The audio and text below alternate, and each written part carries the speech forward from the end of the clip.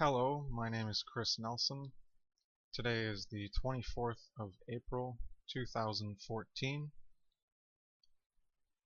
I will be discussing an image that I made, an infographic.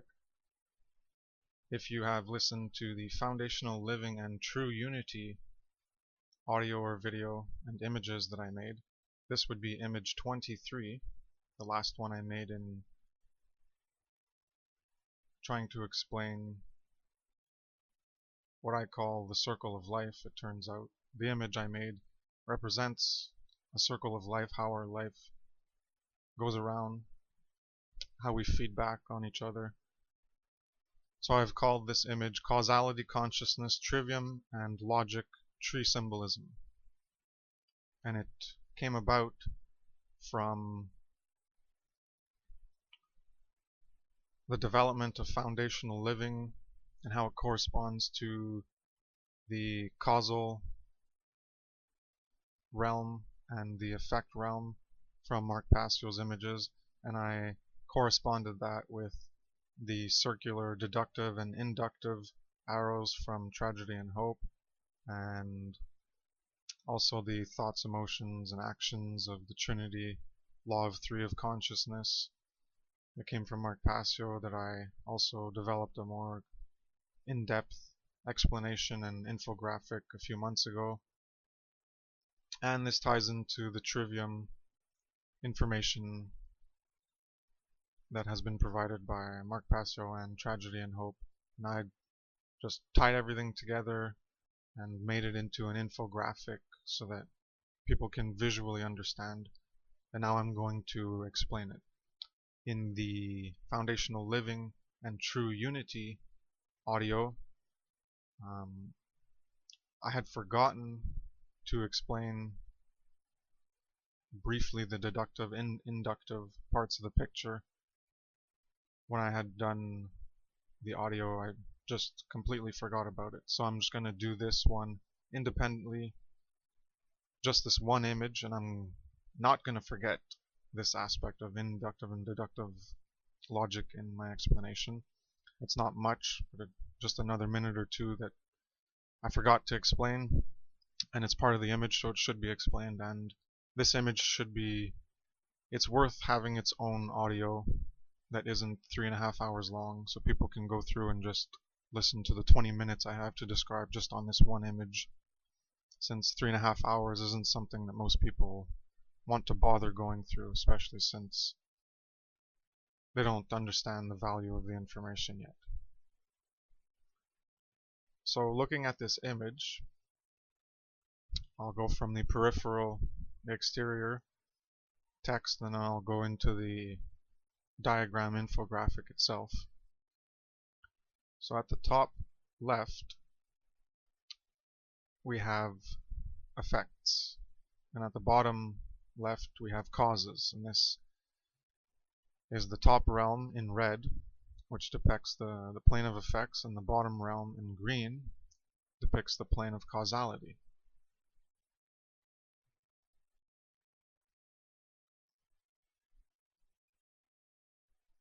So red represents the active external force, and green represents the internal generative forces. Now, how this relates to the foundational living was the foundations, the root causal, core foundational principles or false axioms that we build our lives upon. That was the red and blue blocks, or the blue foundation with the red cracks, etc. And then the secondary layer constructs and structures that are built upon the foundation, that is represented in red in this diagram. So the colors change, but the symbolism for what they represent is the same, just the colors are different. So instead of red and blue, it's green, and instead of gray, well, it's red to represent that it's active and external, and green because it's generative. So I just want to make that color distinction before progressing. So at the top in the red, the plane of effects, I liken this to truth level 1, what is or has manifested in reality. what is existing or has existed. It's because it has manifested, and it's what is for us to interact with and process. Input, it's what we output, what has been output before us, and what is available for input.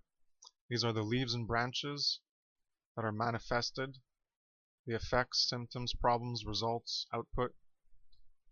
Focusing here has no power for real lasting effective change. The change has already taken effect. So we can't create changes from the symptoms, from the effects, from the problems and results and the output. We have to go deeper than that to really understand why this has happened. Then we can understand how to change it. Going to the plane of causality, this is truth level 2. So this corresponds with truth level 2 in that this level of truth is what we need and must be creating with, must be generating with, must be caring for to generate with, in order for us to get real, lasting, effective, meaningful change in the plane of effects that really represents the morals and values and principles we want to see be created and manifested in our reality.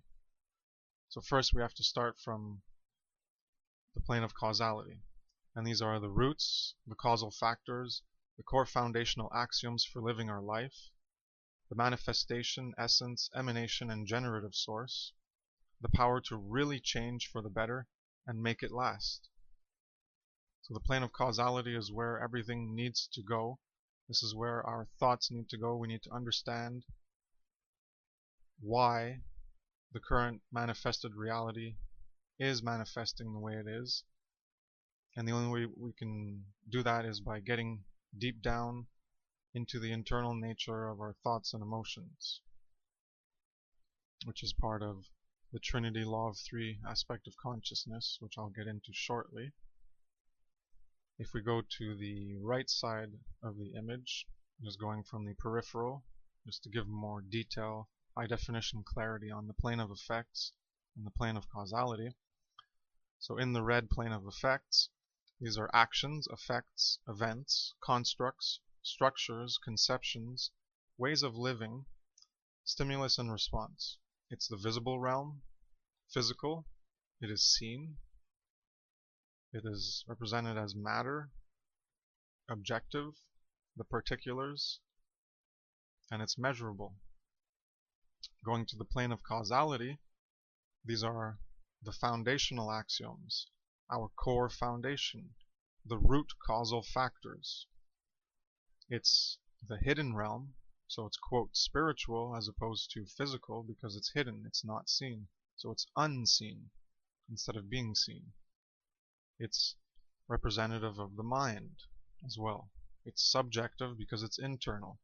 These are where we come up with universals, general conceptions, and it is formless because it's not part of the measurable physical matter. They're just the formless things, they're universals in the internal realm of mind, in the spiritual, unseen, hidden realm. The imaginative essence and emanation and generative source for what we end up manifesting. So that's the exterior. If we go into the graphic itself in the diagram and we start at number 1, well, first I'll mention the 3 divisions. There's 1, 2, and 3. So there's a trinity aspect to everything, but there's also the 3 components. There's the component of the trivium, which is in black. Then there's the component, well, the secondary component of the trivium, more simplified, which is in yellow. And then there is the Trinity Law of Three aspect of consciousness in white. So the trivium is grammar knowledge input, which is a stimulus. Then it goes to logic, understanding, and processing, which is thinking. And then it goes to rhetoric, wisdom, output, which is a response. Similarly, the Trinity Law of Three aspect of consciousness starts from thoughts, internal unseen, goes to emotions, internal, unseen, and then ultimately manifests externally in the scene, in the physical, objective, measurable realm as actions. And inside of that, with the tree, is inductive and deductive logic. And I'll hopefully not forget this time, but I'll explain it at the end since it's in the most center place. So starting at number 1, we already have what has manifested. So what has been output is available for input. Effects, events, affect us. So this is regarded as number 1 in yellow as the stimulus. And the stimulus is, in the Trivium, grammar, knowledge, and input. Stimulus is input. So that input from the Trivium is the who, what, where, when that manifests. It has already manifested, and it's there for us to input and take into ourselves. From that, we follow the arrow from the external plane of effects. That stimulus and input of who, what, where, when goes into the internal realm of causality, which brings us to our thoughts. That is internal, unseen. From our thoughts, the greater capacity for thought allows us to process and understand our environment and events better. And the thought would be both the analytical and logical, as well as the intuitive, imaginal, and creative. So from this dual capacity for thinking in a balanced way, which allows us to make the most correspondences and connections, we get to the second part of the Trivium, which is logic, understanding, and processing. The more we're able to think in a greater capacity of depth and clarity in high definition, this will allow us to understand why manifestation occurs more accurately. Logic brings the internal subjective realm into alignment with the objective rhythm of reality to produce harmonious external manifestations. So previously, the first step, the stimulus, input, grammar, knowledge of who, what, where, when that has manifested, has been brought internally for internal processing, understanding through logic and the various modes of thinking to understand why things have occurred. From this, we can get to, following the arrow, to the second aspect of the Trinity Law of Three of Consciousness. So we went from stimulus, input, to internal thoughts, and then that was part 1. Now we're into part 2 of the Trivium, which was logic, understanding, and processing through our thinking, and understanding why. Then we get to the second aspect of the Trinity of Consciousness, which is emotions, the internal and unseen. And the emotions and internal and unseen aspect correlates with thoughts because it's an internal process and they feed back on each other. If you look at my image for the Trinity of Consciousness, I explain this in higher detail of the active, passive, and generative forces within the Trinity of Consciousness and how the symbolism works. So from this second aspect of the Trinity of Consciousness, the second part of the internal manifestation, root, causal, source,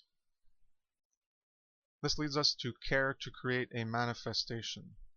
Now, care to create a manifestation will drive us in certain directions and ways of living.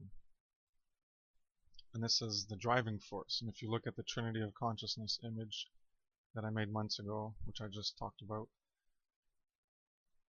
you'll notice I mark in the emotions part, this is the driving force, the spirit in which we do things, and that's either our true care or our dark care. If we have dark care, we're going to end up manifesting wrong action, and if we have true care, we're going to end up manifesting right action, because with that true care, we actually care to do what is right over what is wrong. And we actually have a deep, core, foundational, root causal factor understanding of what morals are, of what values are and of what foundational principles of truth, love, good, right, morality, natural law, true self, higher will, spirit, etc. are in order to live our lives more effectively, better, do the least harm, and produce real, lasting, effective change in the external that will give us the true freedom and peace that we all seek. But people, in most cases, are trying to get true freedom and peace without understanding the root causal factors, the why, and they're going half-assed, half-cocked, partial implementations, gradualism. They're not dealing with the foundational root causal factors. They're only dealing with partial factors, and then they're going to try to create a world of true freedom and peace, and it's not going to work because they're still leaving the root causal, corrupted, foundational axioms built on falsity, lies, deceptions, illusions, and bullshit. They're leaving that in themselves, and they're still going to be creating evil. They're still going to be creating wrong action. So the second part of the Trinity of Consciousness, emotions, leads us to, with our thoughts combined in the internal, leads us to care to create a manifestation and drive us in certain directions and ways of living. The spirit in which we do things, the driving force. This leads us to our response, the third aspect of this circle of life. The response is the trivium, and that is the rhetoric, the wisdom, and the output. The response is our output, and that's based on the wisdom of right action, or the lack of wisdom, the foolishness and ignorance of wrong action, because we have not taken enough time, energy, effort, dedication, determination, and persistence to go deep within ourselves and embody the sacred feminine components of doing no harm, saying no, and stopping to participate in evil, and that is the exploitation, enslavement, harm, violence, and murder of innocent sentient beings. And that's what the whole non-human animal issue is about. We're all animals, and this is part of morality, this is part of natural law that people don't want to face. So they're non-integrated with truth, they're non-integrated with the sacred feminine, they're not in wisdom, because they're not producing right action of wisdom, because they're not going to the deep root causal factors for why slavery exists. It all has to do with identification with other beings and a devaluation based on in-group and out-group identification. So if you want to know more about this, go listen or watch the video of the presentation for Foundational Living and True Unity. So taking back up from the third aspect, we have response, rhetoric, and wisdom and output. And this ties into how manifestation occurs. So the previous who, what, where, when, the first aspect of the trivium and input and stimulus, that's gone internally. We've processed it and understood it. We understood the why. And now we can respond and output through true wisdom of right action or the rhetoric of speech in order to know how to live and what to do, to not produce the same effects that we were previously producing that were giving us things we didn't want. And we arrive at our third manifestation of consciousness, the third aspect of the Trinity, which is actions, the internal and seen. So this is our circle of life. Then what we produced, what we output, what we responded with how we live and what to do, this becomes manifested and it becomes available for input for ourselves and other people, which will affect us and others, and that becomes input again and stimulus, and it's part of the who, what, where, when, and it goes back into our thoughts and emotions that feed back on each other to understand and process our environment and events, and then we get to produce more responses and output. So this is the circle of life, things going back and forth on what we output and what we input and how we process it. So if you have quality in, you take in quality information, quality truth, and you make it a part of yourself, you're going to output quality. You're going to output right action. You're going to output wisdom. But if you take into yourself false beliefs that you use as an aspect to base part of your ego identity personality construct upon, well then you're going to have an attachment to that falsity to that delusion, to that illusion, to the deceptions and bullshits, and then you're going to produce wrong action, which is not wisdom, which is based in foolishness, which is what the opposite of wisdom is, and it's foolishness. So you're going to be producing foolishness, you're going to be producing wrong action, you're going to be producing evil. You're producing violence and harm, enslavement, exploitation, or murder in the worst case, of beings that have every right to life and freedom that you do. So I guess that's the end of that. Oh, I almost forgot it again. The internal and deductive logic. So how we can use logic is when we go in deductive logic, we're going from the internal causal plane, and that is the universals, what's in our mind and formless, and we're trying to verify them. We're trying to verify these causes through effects of what has manifested in order to substantiate the logical processing and understanding of our reality. We're understanding it subjectively inside in our minds as a universal generality, as a root causal factor for manifesting the external. We can verify that these things are accurate through what we see and observe in reality. We're verifying causes through effects. If we go through inductive logic, it's kind of the opposite. We're starting from things that have manifested. So we're seeing things, and then we're trying to imagine or conceive of causes from those effects that we see. So rather than try and deduce the truth from trying to abstractly figure it out and verify it through what manifests, we're looking at what manifests and trying to imagine what is the causal nature for what has manifested. That's how you imagine and conceive and invent causes. They can be invented and false, or they can be invented and true. We're not creating them, but we're imagining them. So it's not really inventing, but it's trying to figure out what the root causal factors, the axioms are, based on what we see manifested. So imagining causes from effects is inductive logic, and verifying causes through the effects is deductive logic. Inductive logic is, I guess, it's theorizing about things, coming up with theories. So you create a universal, and then to verify that universal even more, it's deductive logic by trying to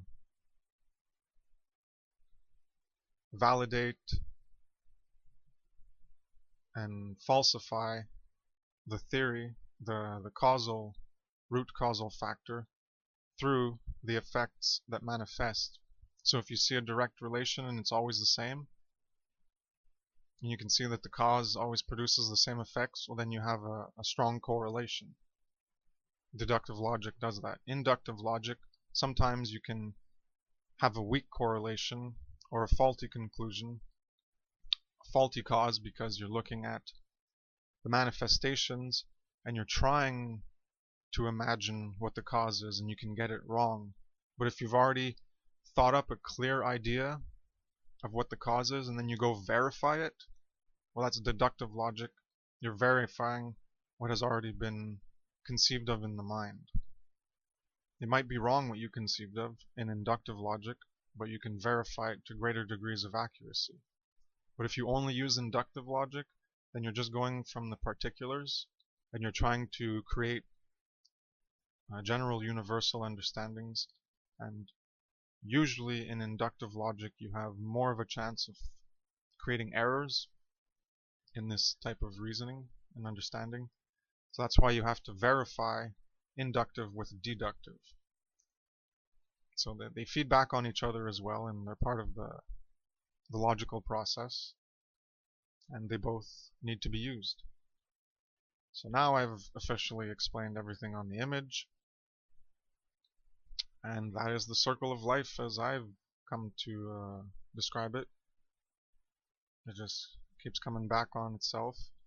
And this is how each individual processes, and then how we interact with other people. All the outputs, all the actions, all the responses that other people create are events, effects, constructs, structures, ways of living, and they become stimulus and input for us. Our own outputs are stimulus for us and others, and other outputs from other people are their own stimulus and input for themselves and for us as well, for other people.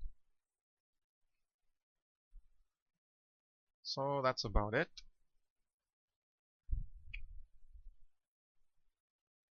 Yeah, I was just checking to make sure. And I just want to say the importance of truth level 2, the way of living in truth, love, good, right, morality, natural law, spirit, etc., true self, higher will. That's the important thing we need to get to, because that's how to really create real lasting effective change and true freedom and peace. And until we get to embodying, being and living those values and principles of truth that we know deep down we want to live by, we are not going to create the true freedom and peace all of us want. It will not happen. That is not how foundational living in true unity occurs. Until that happens, we're just going to be pulling the wool over our eyes, alleviating symptoms, trying to implement partial solutions, gradualism, half measures, half-cocked understandings, because we're not going to the deep root causal factors and having other people raise themselves, helping to raise other people and educate them out of the darkness of the calcified ego attachment to these falsities, lies, deceptions, illusions, and bullshit. And then we're just going to teeter-totter. We're going to go left and right. We're going to be in a pendulum. And it's just going to go back and forth because we're not dealing with the root causal factors. We're just going to be trading off one harm and allowing more harm and oppression to continue. The left hand's going to reduce it, and the right hand's going to keep doing it. We're going to end slavery with the left hand and then keep doing it with the right hand. Or vice versa, whichever hand you want. It's just not going to work. You can't eradicate something completely by continuing to do it in another aspect of your life. That's schizophrenia. It's moral schizophrenia. People who are not vegan are engaged in moral schizophrenia. They're not truly united with truth. They're not engaging in the wisdom of right action. They're not fully embodying the sacred feminine as much as they can. They're not going deep within themselves to understand true morality, because they still have attachments to lies, illusions, and bullshit. And they want to continue maintaining and sustaining these attachments in order to validate their current modality of being, their current way of life. They don't want to let go, and they want to keep producing wrong action, and they want to keep producing evil. While the rest of us, we're waiting to go together into the future of true freedom and peace, and we're being held back by these people who don't want to let go of their lies and slavery and the master-slave relationship. They don't want to let go. They want to find any and all validation to continue perpetuating it. And they don't understand how true unity forms, how foundational living is the most important thing, along with truth, the supremacy of truth, of aligning ourselves, embodying, living, and being what is truth, love, good, right, morality, natural law, true self, higher will, spirit, etc. That is the force of good. And we can embody that. Aspects of it, particulars, qualities, attributes, characteristics, properties of that one force, which goes by the names and descriptions of truth, love, good, right, morality, natural law, spirit, true self, higher will, God.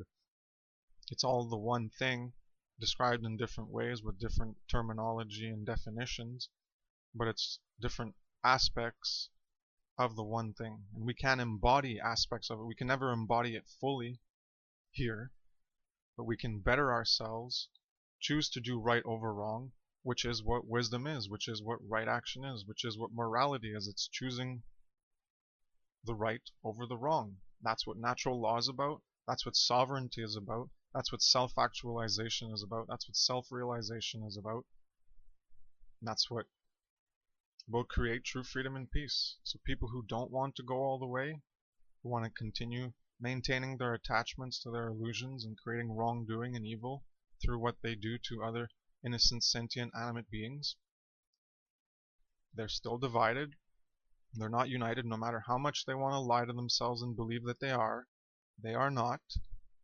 They have not gone deep enough to find the core of the sacred feminine and embody that passive force of non-violence, non-aggression, doing no harm, ahimsa, stopping, saying no to the evil and wrongdoing, to the violence. No more enslavement, no more exploitation, harm, violence, or murder.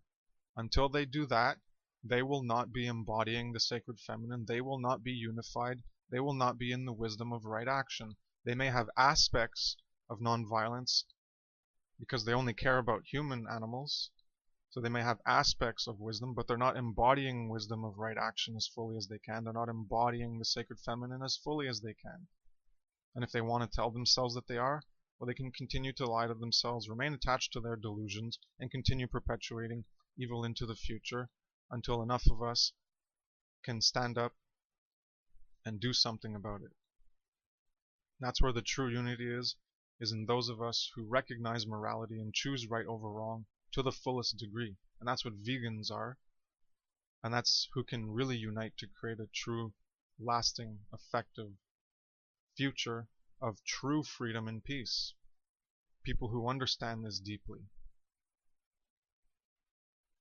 So you cannot have true freedom and peace while slavery continues in an aspect of our lives. It is simple once you go deep enough into the high definition clarity of understanding this issue, how foundational living works, and how true unity works.